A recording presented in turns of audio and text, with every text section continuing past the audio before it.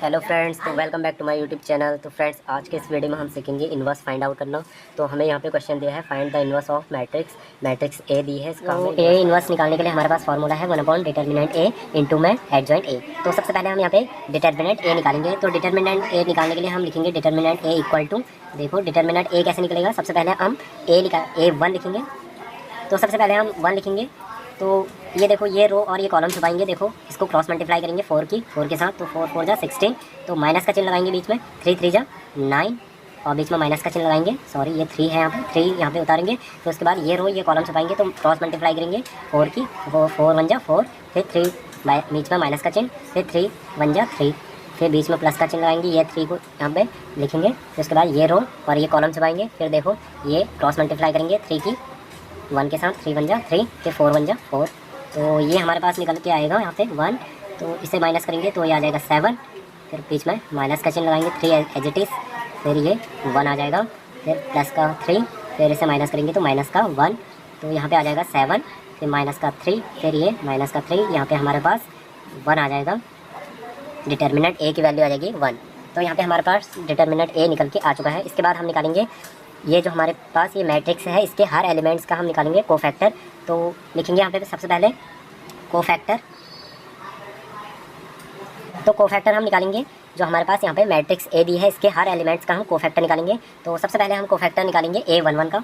तो A11 का हम कोफैक्टर निकालना है। तो कोफैक्टर A11 का कैसे निकालेंगे, देखो सबसे पहले हम A11 का निकालेंगे। तो यहाँ पे हमारे पास साइन होता है प्लस का, तो बाहर प्लस का चिन्ह लगाएंगे। उसके बाद देखो ये रो और ये कॉलम छपाएंगे। तो क्या बचा हमारे पास 4 3 और 3 4 लिखेंगे। तो अब देखो इसे सॉल्व करेंगे, क्रॉस मल्टीप्लाई करेंगे 4 की 4 के साथ 16 माइनस 3 की 3 के साथ। तो 9 इक्वल टू ये आ जाएगा हमारे पास, यहाँ पे निकल के आ जाएगा 7, क्योंकि प्लस का चिन्ह है बाहर, तो 7 आ जाएगा। तो अब कोफैक्टर हम निकालेंगे यहाँ पे किसका, A12 का। तो A12 का कोफैक्टर निकालेंगे। तो देखो अब यहाँ पे हमारा चिन्ह क्या होता है, माइनस का होता है। तो बाहर माइनस का चिन्ह लगाएंगे। उसके बाद देखो ये रो और ये कॉलम छपाएंगे। क्या बचा हमारे पास 1 3 1 4 बचा। तो अब इसे क्रॉस मल्टीप्लाई करेंगे। तो 4 की 1 के साथ 4, बीच में माइनस का चिन्ह, फिर 3 की 1 के साथ, फिर इसे माइनस करेंगे। तो यहाँ पे हमारे पास आएगा 4 में से हम 3 माइनस करेंगे तो 1 आएगा। फिर ये बाहर माइनस का चिन्ह है तो माइनस का 1 आ जाएगा यहाँ पे। तो फिर इसके बाद हम कोफैक्टर निकालेंगे A13 का। A13 का कोफैक्टर निकालेंगे। तो प्लस का चिन्ह होता है हमारे पास बाहर, यहाँ पे देखो, यहाँ पे हमारे पास प्लस का चिन्ह होता है। तो अब देखो ये रो और ये कॉलम छपाएंगे। तो हमारे पास बचा 1 4 1 3। तो ये लिखेंगे 1 4 1 3 लिखेंगे। अब देखो इसे सॉल्व करेंगे। तो 3 की 1 के साथ, फिर माइनस 4 आ जाएगा। तो इक्वल टू हमारे पास आ जाएगा यहाँ पे माइनस का 1, क्योंकि माइनस 4 में से 3 माइनस करेंगे तो माइनस का 1 आ जाएगा यहाँ पे।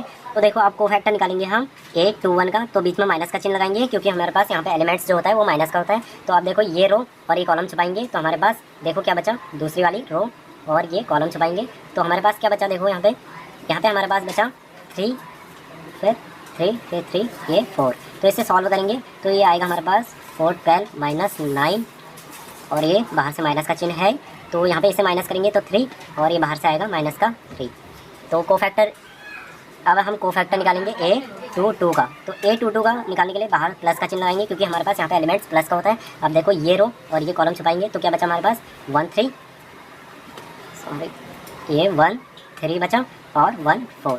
अब देखो इसे सॉल्व करेंगे। तो हमारे पास सॉल्व करने पे क्या आएगा, 4 माइनस का 3, ये आ जाएगा हमारे पास 1। तो अब देखो हम कोफैक्टर निकालेंगे इसके बाद A23 का। A23 के लिए बीच में बाहर से माइनस का चिन्ह लगाएंगे। अब देखो A23 के लिए, क्योंकि हमारे पास यहाँ पे माइनस का चिन्ह होता है तो माइनस का लगाएंगे। फिर उसके बाद देखो ये रो और ये कॉलम छपाएंगे दूसरी वाली, और ये तो क्या बचा हमारे पास 1 1 3 1 3। अब देखो इसे सॉल्व करेंगे तो ये हमारे पास आएगा 3 1 जा 3 माइनस का 3, फिर बाहर से माइनस का चिन्ह है। तो ये आ जाएगा हमारे पास 0, माइनस का 0 हो या प्लस का 0 हो, 0 0 ही रहता है। तो इसके बाद हम देखो कोफैक्टर निकालेंगे A31 का। तो A31 के लिए हमारे पास यहाँ पे पहले पॉजिटिव का चिन्ह लगाएंगे। फिर उसके बाद देखो यहाँ पे, क्योंकि हमारे पास यहाँ पे पॉजिटिव का होता है, तो ये रो और ये कॉलम छुपाएंगे। ये रो और ये कॉलम, देखो क्या बचा हमारे पास 3 3 4 3। अब देखो इसे सॉल्व करेंगे तो ये आएगा हमारे पास 3 9 माइनस 12। तो ये आ जाएगा हमारे पास माइनस का 3।